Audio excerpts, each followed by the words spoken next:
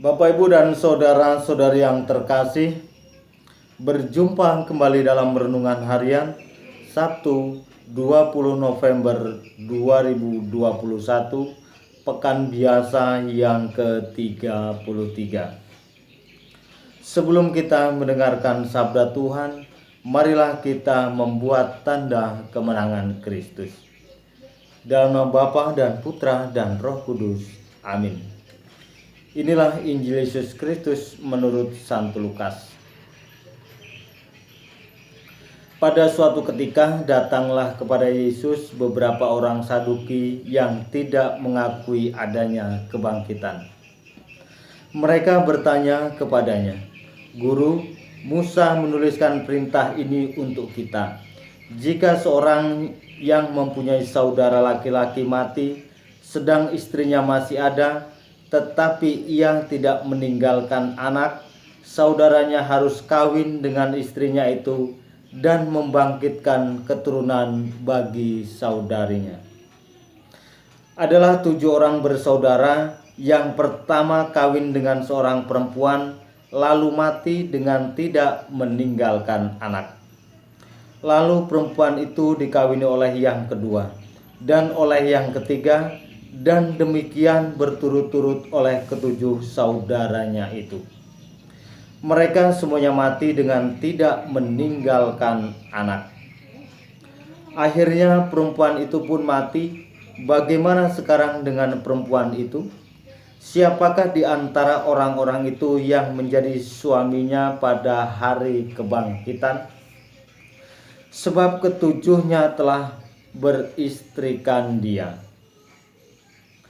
Jawab Yesus kepada mereka, "Orang-orang dunia ini kawin dan dikawinkan, tetapi mereka yang dianggap layak untuk mendapat bagian dalam dunia yang lain itu dan dalam kebangkitan dari antara orang mati, tidak kawin dan tidak dikawinkan.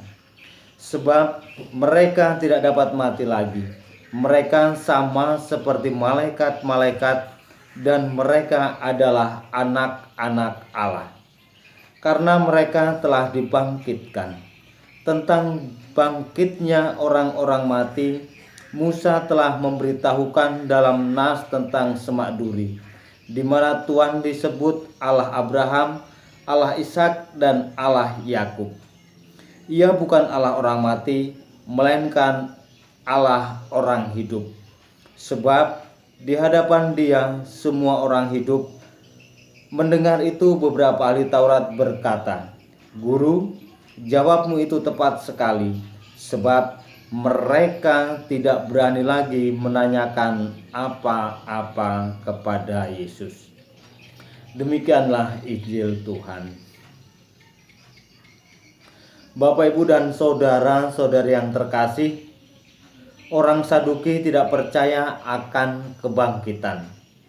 Oleh karena itu, mereka dengan sengaja datang kepada Yesus dengan tujuan untuk menolak ajaran Yesus dan sekaligus mau menjebak Yesus dengan sebuah pertanyaan yang mereka tanyakan kepada Yesus.